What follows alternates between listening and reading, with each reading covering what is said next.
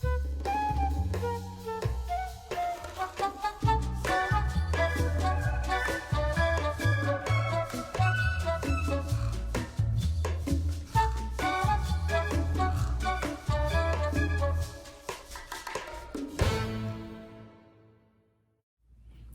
and welcome to Joline Knits A Lot. This is my show about knitting and crafting and all the yarny things I'm getting up to here in Edmonton. It's the beginning of June.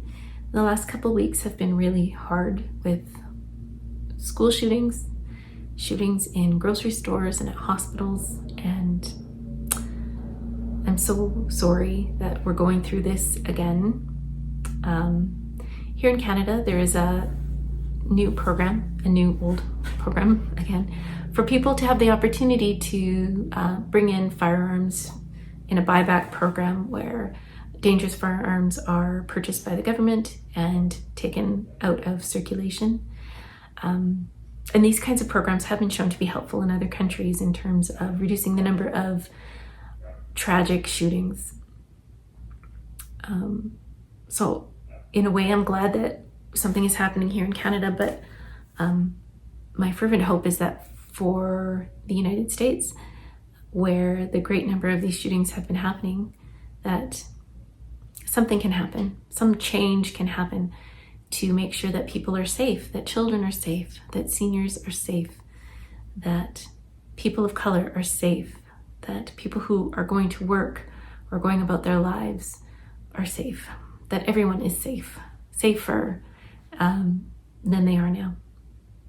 And until something changes, nothing's going to change. So my hope for you and for all of us is that we can move forward in a way that allows for women's health rights to be protected and the safety of the individuals going about their daily lives can be protected. Because if we don't have that, then what do we have? So, in an effort to distract you from some of the awful things that are happening right now, let's talk about knitting. On May 28th, the Edmonton Fiber Frolic happened, and I tried really hard to take some pictures, but boy, was it packed in there. There were so many people, which is great. So great for this event. There was a number of local crafters, and they had quite a range of different, there was yarn, there was fiber, there was dyes, so you could dye your own yarn. There was a lot of people selling things like accessories to knitting. There was a woman selling leather goods, so leather knitting bags and leather accessories. There was some potters. There were, I think the Kivia producers were there. People selling stitch markers and other accessories. And then there was also a macrame artist who was selling kits. So there was a lot of variety, a lot of dyers that I had seen before and some that were new to me, which was great, and some really, really beautiful things. Now, I have a lot of yarn, and that should surprise no one. So I wasn't really shopping for yarn, but I did buy some yarn because these things happen.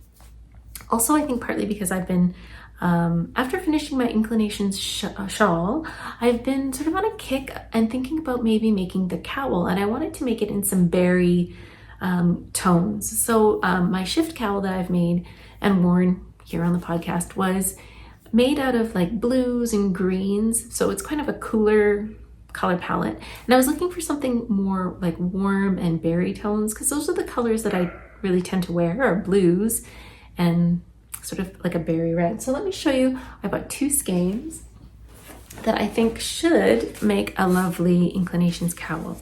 Now that pattern is knit out of sport weight. It's knit in the Spin Cycle Dyed in the Wool, which is a sport weight yarn. And so I went with a DK, thinking that these patterns are generally more of a recipe and so sort of adjustable. So I should be able to make a cowl out of this yarn, and if I don't have enough, then I'll just end early and seam it up. It should be fine.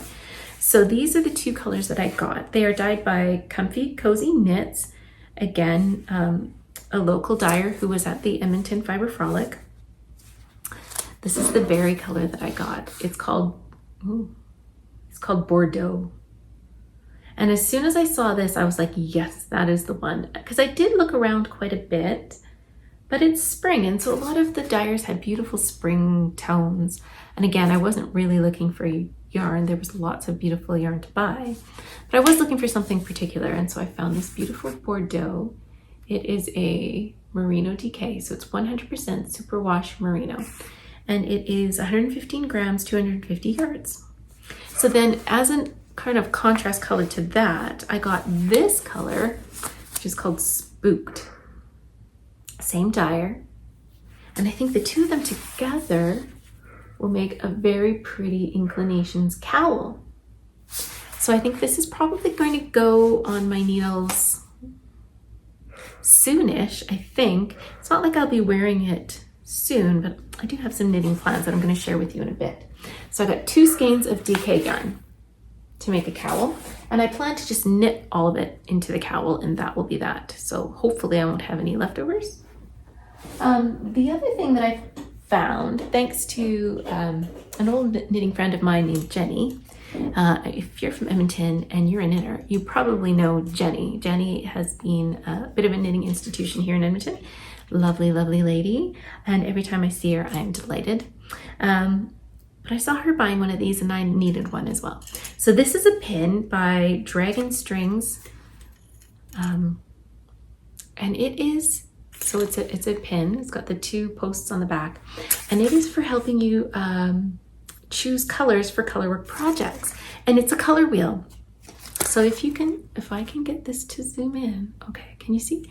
So the 2 little windows offer you colors that would be good contrast colors. So in the inside of the wheel, it says complementary colors. So those 2 in the little window in the middle would be complementary colors. And then the little arrows on the outside are called triadic colors. So those would be other colors that you could blend in to sort of help fill out your color palette. So that's the little arrows on the outside, these ones here. And so you can pick colors that would go nicely with those ones. And then the little open window in the middle is called Analogous Colors. So those would be colors that you could sort of blend in if you're doing some color work. So isn't this great? I just thought this would be a really great tool for all my color work projects, because I do have a hard time sometimes when I'm trying to pull together a number of colors for a project. So something like the flea cardigan, which maybe I'll pop a picture in here. I've done 2, so I'll pop another picture here. Trying to pull in enough colors when there's a lot of colors at play that will work together nicely. Something like this would be very helpful, just in terms of picking tones that you know would be working well together. So that was my pin, and it's from Dragon Strings. They do have a website, www.dragonstrings.ca. I'll include that in my show notes below if you are interested in something like this too. So thanks, Jenny, for catching my attention, for giving me a hug, and for showing me what you were buying, because that was great. And I have one other thing that I bought at the Fiber Frolic that I wanted to share with you, and that was a macrame kit. Now, have I ever done macrame? No. Am I going to let that stop me? Absolutely not. I have made a number of friendship bracelets, which is sort of like macrame, but I picked up a kit for a beginner level wall hanging. Now, you may remember that I've recently moved, and all of the walls in my house are still very, very bare, so there's still a lot of echoes happening.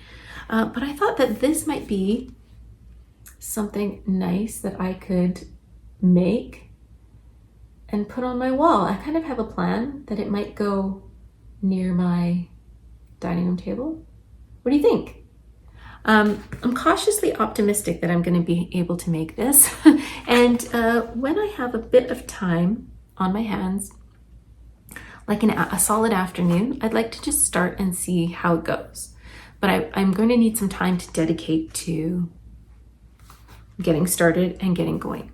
Now this kit was produced by the Little House of Macrame, who I had a chance to speak with her. She was delightful. and so excited to be a part of a Yarny event, because it was something that she had never really attended before or really vended at.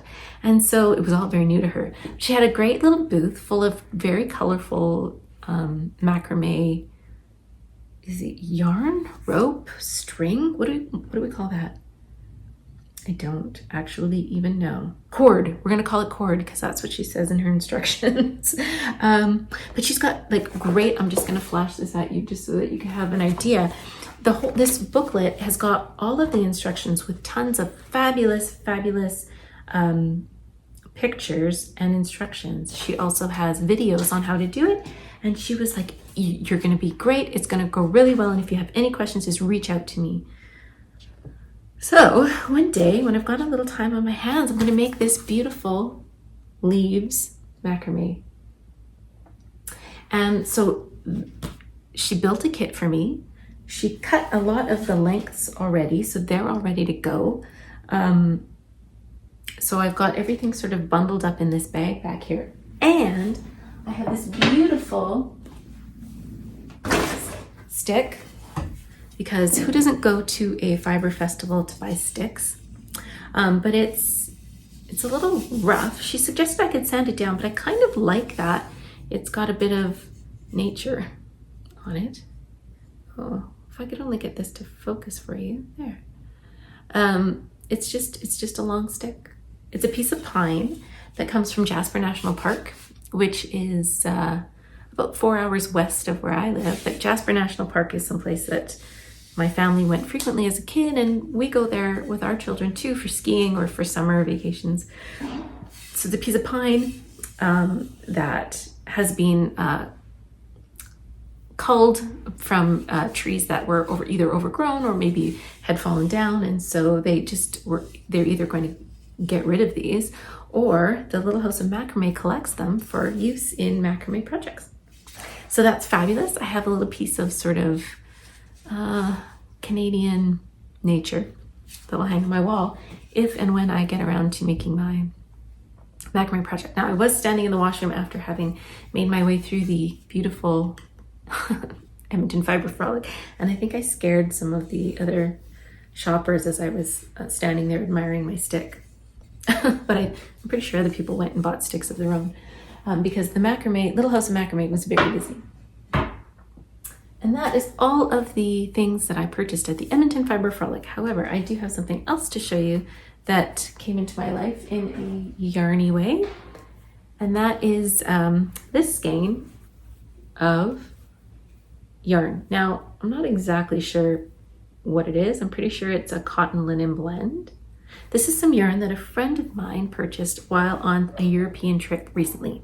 I think that it's from Switzerland. Correct me if I'm wrong, Terry. And it looks to be about like a DK-ish kind of weight. It's beautiful marled blues and greens, and I think it's going to be a great market bag. So this also is going to go on my needles lickety-split, because I think it's a nice quick project and I really want to use it because it's just come to me. And it's really soft. I think it'll make a great market bag, and it's market season. So this beautiful yarn will be going on my needles shortly too. And that is all of my acquisitions. But I haven't told you about what I'm wearing. I finished my outline tee. I think the last time we talked, there wasn't much left to go. I had maybe a sleeve. And boy, am I really happy with how it turned out. Again, this yarn is fabulous. It is the Kelburn Woolens Mojave, which is a cotton linen blend. I used this yarn twice before to make outline tanks, so I knew it was going to be great. And this color is so much fun. So I'm really happy with it. Will I make another one? It's very possible. I loved my tanks so much, and this t-shirt is really great. The sleeves are perfect. The fit is wonderful. I used 4 skeins of yarn, and I had maybe a very small nugget left. So I could have gone a little bit farther, but I'm really happy with how it turned out. And I got this yarn on sale. So I think I might, we'll see. We'll see how the summer goes, but it's very possible that I might make another one of these. But But if I were to make another one, I think I would want to make it in like white. I think that a really light neutral color would be great. But here's my outline tee finished, and I will pop some pictures in here. This is a Jessie May design. Love her designs. I've made the outline tank twice, and now the outline tee. I could totally understand if there was another one in my future, because I'm just delighted with it, and I think it's super wearable. The yarn I wash, throw it in the washer, throw it in the dryer. It's great to go again, and it's gotten softer. My tanks have gotten softer as I've worn them, and so I think there might be another one in my future. Just keep an eye out for sales on the Kelborn Yarns Mojave. If you happen to see a sale on this yarn, just let me know, because I could probably use another one. Now, in the last couple of weeks, I have finished a few things. And also, there's a few things going on. I don't know about you, but a very, very popular podcast that I like to watch is The Knit Girls. And they have something called Stash Dash every year. It starts at the end of May, so it's just started. And it will go until August, some point in August. And the idea is just to knit as much as you can, knit through your stash, knit through yarn you just bought, whatever, knit as much as you can. And so I've decided to join Stash Dash again. I have no idea how much I knit last year, and does it matter to me? Not really. The point is for me, is just to knit as much as I can through my stash.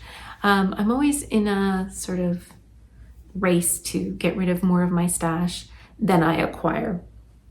And partly because, I have beautiful yarn, so I'd like to use it. Just picked up a few extra skeins that I'd like to use too. And it just feels good to use what you have. I like to keep track. I keep a bullet journal, and in my bullet journal, I keep track of how much yarn I've knit and how much yarn I've bought. And so I'm trying to keep the balance kind of more on the yarn I've used versus the yarn coming in. So Stash Dash is a great motivator, because it's a time of year when I actually keep track of how much yarn I'm knitting and how much I'm getting through my stash. So let me show you some of the things I finished. So while Stash Dash is kind of a big knit along, and you can knit whatever you want, and you can knit however much you want. My goal is 5 kilometers, so that's 5,000 meters of yarn. And I think I should be okay. I guess we'll find out. And join me if you're interested in working through some of your stash, or just keeping track for fun how much yarn you've used. So in sort of at the same time as the Stash Dash was starting, Andrea Mowry was having a knit along for a Straya hat pattern that she'd just come out with. Now the Straya hat uses half fisherman's rib, just like the Inclinations shawl, just like the Inclinations cowl. And so I thought, well, I can try and knit a hat in a weekend. This happens to be the same weekend that the Edmonton Fiber Frolic was, as well as a local event called U-Fest, which is a festival celebrating Ukrainian culture, which I attended, as well as several soccer games. It was a busy weekend, but I managed to crank out a Straya hat. This, again, as I said, this is half fisherman's rib. It's knit in a fingering weight yarn, and these are leftovers from my shawlography shawl, which was a Stephen West knit along from the fall. And I had lots left over, so I thought I would just knit up a little hat. This is Sassy Strings sock yarn. Sassy Strings was also at the Edmonton Fiber Frolic. And yeah, this is a great little hat. It's quite a lightweight hat. It's kind of got a thicker texture because of the texture of half fisherman's rib, which is a little bit similar to brioche, if you're familiar. And I used up my odds and ends to create a little hat. So this hat used approximately this many meters of yarn, and that was my beginning of Stash Dash. Again, I'm really happy that I could use up some part balls that I have lying around. I knew the colors would work well because they were already in a shawl project I had done. And I'm really happy with how this little hat came out. I'm not sure who it's for. Could be for me, could be for someone else, could be a gift, who knows? But that's the Straya hat. Then on June 1st, I have been taking part in the Year of Dishcloths. And this month's dishcloth was based on Narnia. I think the little lace patterns are supposed to resemble Aslan's paw prints. Aslan is the lion in the Lion, the Witch, and the Wardrobe books. This is some yarn that I had, again, lying around in my stash. It is some of the cotton I used to make my daughter's crochet top. And because I made little daisies and I used very little of the yellow, I used up a little bit of yarn to make a dishcloth, and it used this many meters of yarn. And finally, one last thing that I had finished since Stash Dash started was a pair of socks from Sock Tubes. Now, did I have these started the last time we spoke? This is a sock tube that I cranked out of Felici, which is a Knit Picks yarn. It's called Ribbit. So I think it's supposed to look like little froggies on lily pads. And the cuffs and the toes are my standard fare. I used Sheepy's Metropolis in the Warsaw colorway, but because I'm teaching a class on afterthought heels, I'm trying out a few different afterthought heel patterns. The focus of the class will be on how to measure your socks for afterthought heels, where to place your heel, how to pick up the stitches, how to cut, and how to avoid things like holes at the corners of your heel as you're picking it up and starting to knit. But I thought it might be nice to have some options in terms of what kind of heel pattern you want to knit, because once you've picked up all the stitches, then you're just knitting. Then it's just knitting a heel or the same thing as a toe. So I'm trying some different heel patterns to see how I like them. This one is called the hat top heel, I think. I read about it in a book by Lara Neal. And so that's just a different type of heel. So the type of heel I normally knit looks a lot like a toe. So that's the toe. And this is the heel I've knit this time. Now again, I used the Knit Fix Felici, and I knit a couple stripes, and then I did this hat top heel, which I'm hoping to write up and have as an option for the class that I'll be presenting at the Prairie Fiber Festival in September. So as you can see, it looks very much like the top of a hat. And again, this pattern is from Laura Neal. I kind of like that it looks like a bullseye. You end up cinching the stitches together at the end in something called a rosebud heel. This is basically when you take all the stitches that are left, 4 or 5 stitches, and run your yarn through them a couple of times to secure it, and then pop your needle into the inside of your knitting and secure the yarn. So it's just, it's supposed to look like a flower bud. Oh boy, can we get that to focus? There it is. It's supposed to look like a flower bud, but it does create a relatively flat seam. And my husband tried it on. He said it was good. So he's gonna test drive these socks. We'll see how they wear and how he likes the fit.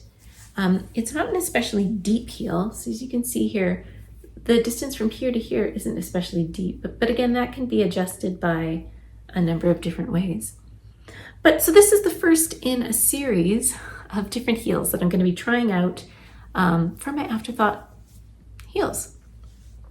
Fortunately, I do have a few sock tubes lying around that I'm working my way through, and I'm hoping to try out a few different patterns to see how they fit, and then also how they wear. Like, if they feel good on the foot, that's one thing, but also like if this little rosebud, I don't even know what it's called. If this way of cinching the stitches together irritates the wearer's heel where it sits, then that's not an ideal heel. Not the ideal heel. Anyway, so that's my first one. in a series of different heel patterns coming to you soon, or as soon as I can knit them. So those are the 3 things that I have finished. The socks took this many meters of yarn, and this is my current stash total. Not bad for the beginning of June. I have lots of time to be working through my stash, and I do have some sock tubes that are going to be making their way onto the needles, so I can try different heels and see how I like them. I do have a couple of projects on the needles that I've been working on that I thought I'd show you before we wrap up today. The first is, shocker, a pair of socks. These socks are knit. Again, it's a sock tube. I've been working my way through my sock tubes, which is great. They're so speedy because most of the work is done for me. So I can just knit some toes and heels and then try out cuffs and toes and try out a new heel. So I have one sort of tube ready for a heel. The yarn here is Mustache Yarns in her R2D2 colorway. It's not actually called R2D2 for legal purposes, but the yarn that resembles R2D2, I just made this sort of shorty tube. I made some toes and a cuff out of Sheepy's Metropolis in the Beirut colorway, branching out, going further afield. So there's one sock ready for a heel. And then I have the second sock. I have just started the toe and no cuff yet. So these will progress pretty quickly, and then I'm going to try a different kind of heel. It's going to be, the next one I'm trying is something called a pointy heel.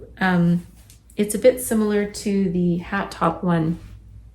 I'm going to make my own adjustments to the pattern to sort of make it slightly less pointy. But I'll let you know, hopefully, in the next episode how that's going. I think that I'm going to hopefully have my standard afterthought heel, which looks like a toe, and then I'm going to have a couple of options, hopefully, for my class, just to give knitters some different options in terms of people with a high instep or a wider foot or perhaps a more narrow heel. Just some options. It's always good to have more than one way to knit a heel. So that is my sock project on the go right now, and I have one last thing to show you. I think last time I was telling you about my quest to work through some variegated skeins of yarn. It turns out that over my knitting career, I have collected a number of variegated skeins of yarn, and at one time that was something I really, really enjoyed knitting with, but they're not the skeins that I reach for anymore. They're beautiful, I still like them, but it's just not what is drawing my attention.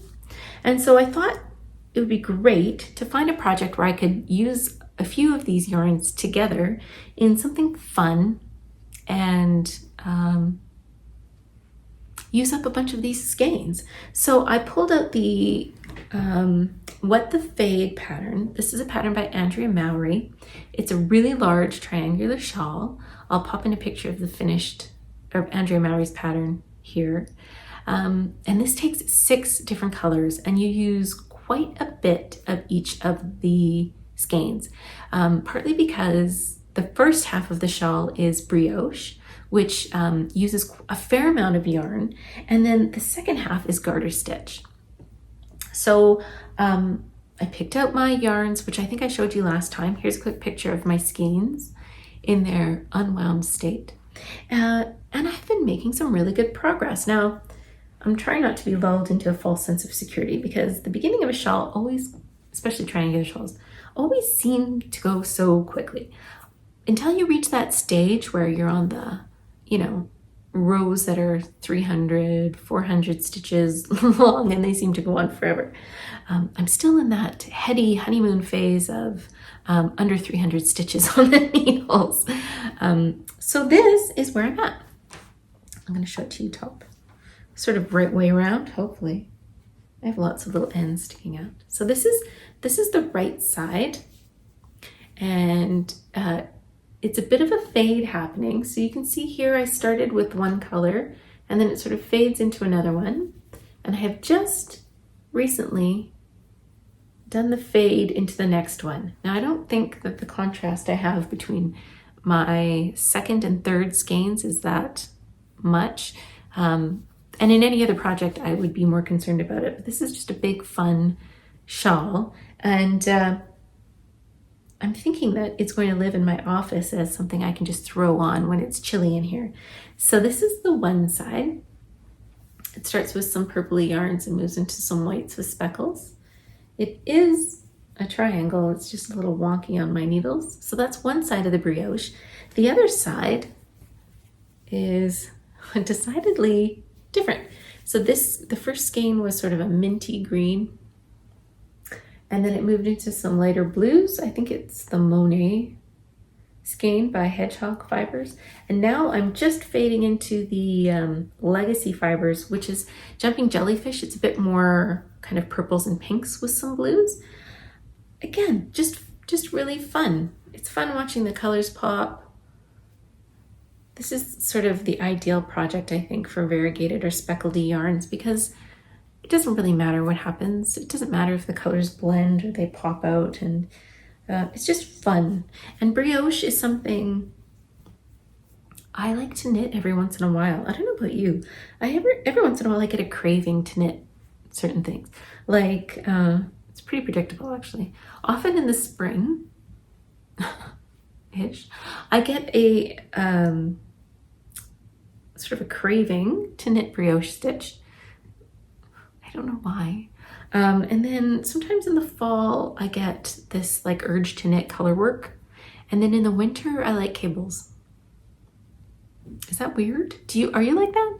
Is there certain stitch patterns or yarns that you like to use at certain times of the year to match the season? I don't know, it's weird.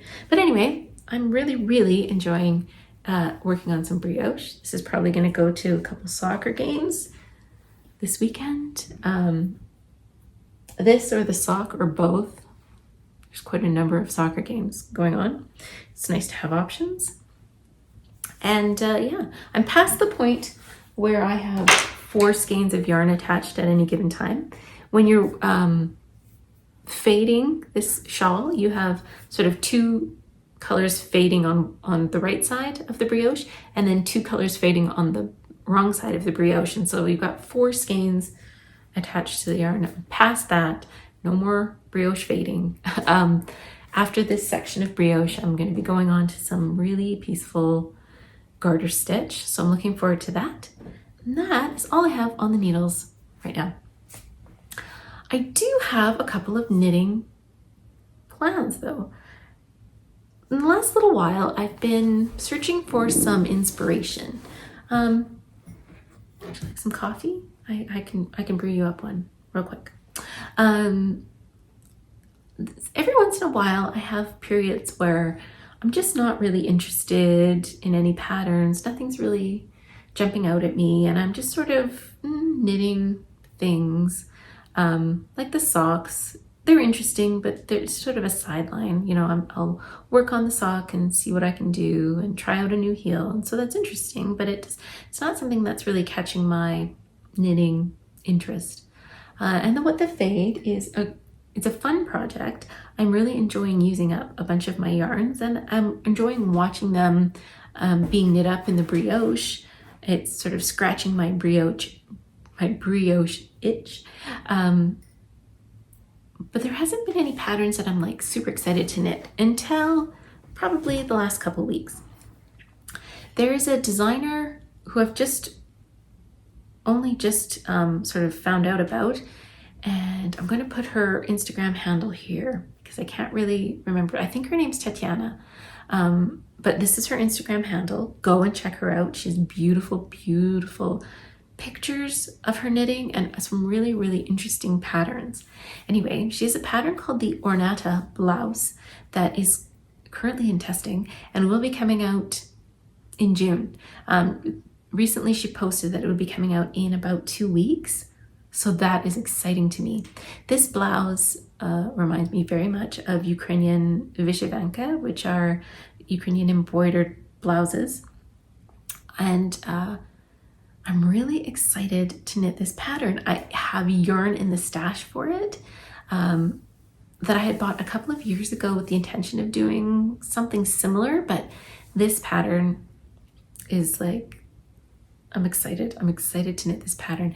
It's a lot of stockinette, plain stockinette with really beautifully colorwork blousey sleeves.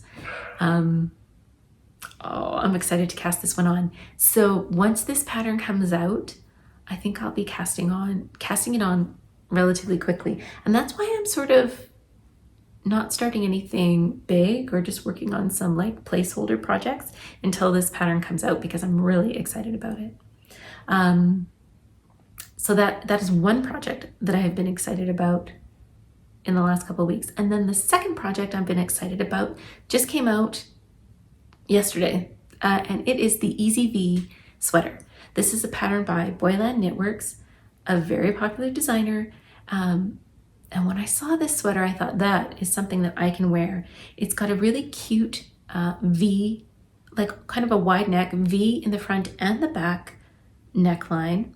It's got some fun color work using some dyed in the wool, actually spin cycle, and then some color work at the cuffs, and then a somewhat cropped body. I'm not sure, I may make it a little bit longer than the pattern suggests, but when I saw this, I thought that is something that I would wear a ton. It's cute, it's different, and I could use up some yarn from Stash again.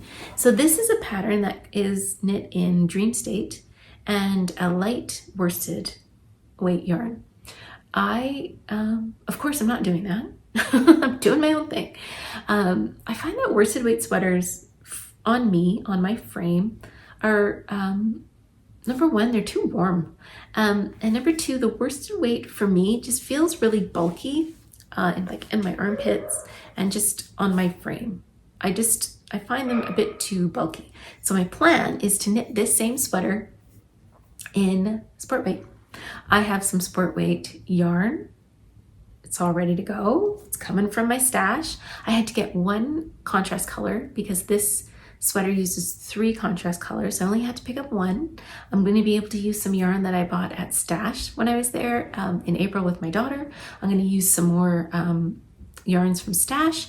And this is another project that I'm super excited about with color work. So maybe I can wait until later in the summer when I'm ready to tackle a color work project. So how about you? Do you have some big knitting plans? Have you got some exciting patterns that you are getting ready to cast on and are excited about? This is the first time in a while where I've had a couple projects where I'm excited and have some future plans for things that I think that I would wear quite a bit. And that, my friends, is all I have to share with you today. I have big plans this afternoon to get a pedicure. It has been a very long time since my feet had any positive attention. So I'm excited to do that. I'm excited to spend some time in the sun watching my kids play soccer this weekend and knitting. I hope that in the next couple of weeks you have some time to do some fun things. I hope you get to do some crafty things that you are excited about. I know I plan on knitting a lot. Take care, and I'll see you soon. Bye.